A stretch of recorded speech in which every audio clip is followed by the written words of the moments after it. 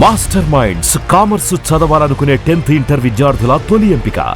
Sir razor trailer చూస్తుంటే మళ్ళీ చాలా రోజులు అయిపోయింది అందరం భయపెట్టే ట్రైలర్ కాదు కదా, యా లాట్ ఆఫ్ యాక్షన్ ఉంటుంది, యాక్షన్, సస్పెన్స్, హారర్. అసలు మీలాగా ఎవరు సార్ అది మేకింగ్? అది అంత కష్టం, చాలా కష్టం దాన్ని హ్యాండిల్ చేయటం. మీకేంటి అది మధ్యలో కొంచెం ఉప్పేసి కలుపుకొని తాగినంత ఈజీగా ఉంటుంది, మాకు అలా ఉండదు. అలా అనిపిస్తుంది. కానీ నేను తీసే సినిమా కాంప్లికేటెడ్గా ఉన్న ప్రాసెస్ నాకు మైండ్లో కాంప్లికేటెడ్ ఉన్న చూసేవాడికి చాలా సింపుల్గా ప్రజెంట్ చేయడం ఇంపార్టెంట్. ఆ కాంప్లికేషన్తో మనం కథ చెప్తే అది ఎక్కదు కదా. సో అంత సింప్లిఫై చేసి స్టోరీని ప్రాపర్గా ఏ ఎమోషన్ అయితే అనుకుంటున్నావు, అది భయం అయితే భయం, నవ్వు అయితే నవ్వు, అది చెప్పడానికి ప్రాసెస్ కాంప్లికేటెడ్గా ఉండొచ్చు, కానీ ఆ ప్రాసెస్ పర్పస్ సింప్లిఫికేషన్ అనమాట. ఈ సినిమాలో అవునులోనేమో కెమెరా కదలకూడదు అసలుకి, రేజర్లోనేమో కెమెరా ఆగకూడదు. కరెక్ట్గా క్యాచ్ చేసావు బ్రదర్. ఈ సినిమాలో బ్రీఫ్ ఏంటంటే కెమెరామెన్కి కానీ అందరికి ప్రతి షాట్ మూమెంట్లోనే ఉండాలి. ఎందుకంటే ఇది ఒక action thriller, point A to point B travel అయ్యే కథ. సో కెమెరా స్టాటిక్గా పెట్టలేము అనమాట దీంట్లో. సో ఎప్పుడు కెమెరాలో మూమెంట్ ఉండి షార్ట్స్ అన్ని బిజీగా అనిపిస్తేనే మనకి ఓవరాల్ ఆ యాక్షన్ థ్రిల్లర్ అనే ఫీలింగ్ వస్తుంది. అందుకని ప్రతి షార్ట్ మూమెంట్లోనే ఉంటుంది. చిన్న క్లోజప్ అయినా కూడా కెమెరా ఇలా మూవ్ అవుతుంది. ఇది చాలా ఇంగ్లీష్ సినిమాలో చూస్తుంటారు. ఇప్పుడు మైకెల్ బే గారి సినిమాల్లో చూస్తే ఆర్మగెడన్, ఆయన సినిమాలు అన్నింటిలోనూ యాక్షన్ సినిమాలు, but every shot is in moment. చిన్న షార్ట్ అయినా కూడా అది మూమెంట్లోనే ఉంటుంది. కీబోర్డ్ మీద షార్ట్ అయినా సరే, కీబోర్డ్ మీద ఎవరైనా టైప్ చేస్తున్న చిన్న షార్ట్ ఇన్సర్ట్ అయినా కూడా అలా చిన్న మూమెంట్ ఉంటుంది. అలా డిజైన్ చేశాను. కానీ అలా కదలకూడదని మైండ్ లో ఫిక్స్ అయిపోయిన తర్వాత, బట్ సెట్ లోకి వెళ్ళిన తర్వాత ఆ స్పాంటేనిటీ మిస్ అవ్వదా సార్? ఎక్కడ క్రియేటివిటీ కానీ కొంచెం చేంజ్? మీరు అడిగేది స్టాటిక్ కెమెరా షూటింగ్, అది ప్రీ డిజైన్డ్ కదా. అంటే ఇనిషియల్ గా 2-3 రోజులు ఫస్ట్ కెమెరామెన్ కన్ఫ్యూజ్ అయ్యాడు. ఆయన దగ్గరికి వస్తుంటే ఇలా ఎత్తేసేవాడు ఆయన. సో సార్ నేను ప్లీజ్ మన కెమెరా కదలకూడదు అనుకున్నాం, మీరు ఎందుకు సార్ సారీ అనేవాడు. అప్పుడు ఏం చేసేవాళ్ళు అంటే కెమెరాని ఎప్పుడు ఫైనల్ పొజిషన్కే కంపోజ్ చేసి పెట్టేవాడు. సో యాక్టర్ ఫస్ట్ పొజిషన్లో ఎక్కడున్నా పర్వాలేదు మనకి. సో ఫైనల్ పొజిషన్లో కెమెరాకి ఇచ్చిన మార్క్లో వచ్చి ఆగేటప్పుడు మాత్రం ఆ కాంపోజిషన్ పర్ఫెక్ట్గా ఉండాలి. సో అలా డిజైన్ చేసాం అనమాట. కానీ ఎంటర్ ది డ్రాగన్ లాంటి సినిమాలు చూసి పెరిగిన రఘుబాబు గారికి ఇప్పుడు ఉన్న ఈ సినిమాలు, ఈ లాజిక్స్, లేకపోతే ఇప్పుడు అసలు ఎక్కుతుందా మైండ్కి? చాలా కామెడీగా అనిపిస్తుంది, చాలా కామెడీగా అనిపిస్తుంది ఆ ఫైట్లు చూస్తుంటే. బట్ సర్ప్రైజింగ్ థింగ్ ఏంటంటే మన ఆడిటోరియం కూడా రిజెక్ట్ చేయట్లేదు దాన్ని. అవును, ఇప్పుడు యూట్యూబ్లో 10 ఫన్నీయెస్ట్ ఫైట్ సీక్వెన్సెస్ పెడితే 9 ఎన్నో తెలుగుగా ఉంటాయి ఎక్కువ. సో మరి బట్ ఆడిటోరియం యాక్సెప్ట్ చేస్తుంది. బట్ ఆడియన్స్ ఇస్ ఫైనల్ కదా. బట్ ఆడియన్స్ ఫైనల్ అయ్యి వాళ్ళు యాక్సెప్ట్ చేస్తున్నప్పుడు మనం ఏం చేయలేము దానికి. బట్ నా పర్సనల్ ఫీలింగ్ ఏంటంటే ఎప్పుడైతే డ్రామా ఫేక్గా ఉండి యాక్షన్ ఫేక్గా ఉంటే ఓవరాల్ సినిమాలో ఆ చిన్న ఫేక్నెస్ అనిపిస్తుంది. అందుకే మనం గొప్ప సినిమా అనిపించుకోలేకపోతున్నాం. బట్ ఇదే మనం రియల్గా ప్రజెంట్ చేస్తే, అదే ఫైట్స్ని రియల్గా ప్రజెంట్ చేసి, ఆ డ్రామాని రియల్గా ప్రజెంట్ చేస్తే పే బ్యాక్ ఇంకా బెటర్గా ఉంటుంది, అక్లెయిమ్ కూడా అలాగే బెటర్గా ఉంటుందని నా ఫీలింగ్.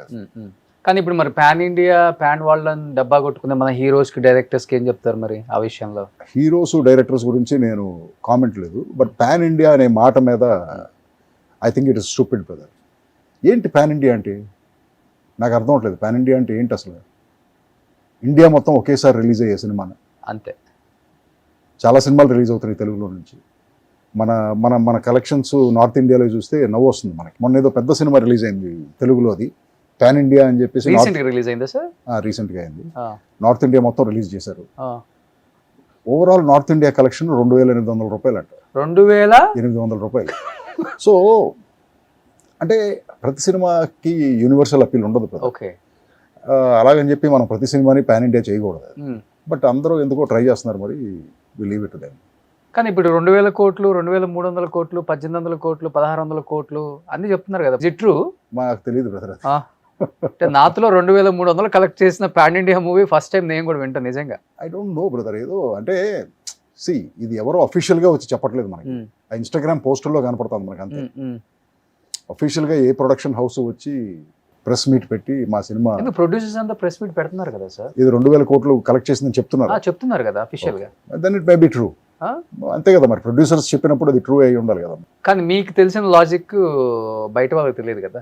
ఏంటది? మీరు ఆల్రెడీ ఒక ప్రొడ్యూసర్ గా ఎన్నో సినిమాలు తీసుకున్నారు. బట్ నేను ఈ కలెక్షన్స్ ట్రాక్ చేయటం ఏది అంత బ్రదర్, నీకు గొప్ప విషయం చెప్పాలి ఏంటంటే నాకు నా సినిమా మీద తప్ప Hmm. మిగతా సినిమా మీద అసలు ఫోకస్ ఉండదు, థాట్ ఉండదు, ఎవరు ఏం చేస్తున్నారు ఇదంతా అసలు నాకు అనవసరం అనమాట. నేను అసలు కంప్లీట్లీ డిటాచ్, నా ఒక్క ప్రాజెక్ట్ మీదే నా ఫోకస్ ఉంటుంది. ఓకే. సో పక్కన వాడి, ఎందుకంటే ఇప్పుడు ఆ సినిమా హిట్ అయినా ఫ్లాప్ అయినా నన్నేం ఎఫెక్ట్ చేయదు కదా, అది Hmm. నాకు సంబంధం లేదు. సో ఓన్లీ నా సినిమా మీదే నా కాన్సన్ట్రేషన్ ఉంటుంది, దాంతోనే ట్రావెల్ అవుతూ ఉంటాను. యాజ్ ఏ ప్రొడ్యూసర్గా డెఫినెట్గా ఎఫెక్ట్ పడుతుంది కదా. ఎలా? ఇప్పుడు ఫ్లయింగ్ ఫ్రాగ్స్ ద్వారా తీసిన సినిమాలు చాలా ఉన్నాయి. అవును, సో మీ జోబులో నుంచి తీసిన రూపాయే కదా అది. నా జేబులోంచి తీసిన రూపాయి, బట్ నేను ఎవరికి అమ్మట్లేదు కదా, అది Hmm. నేనే మీరే డిస్ట్రిబ్యూట్ రిలీజ్ చేసుకుంటారు. నేనే release Of course. చేసుకుంటాను. సో నష్టమైనా లాభమైనా నాకే కదా అది. Hmm. పక్కనతో నాకు సంబంధం ఏంటి అసలు?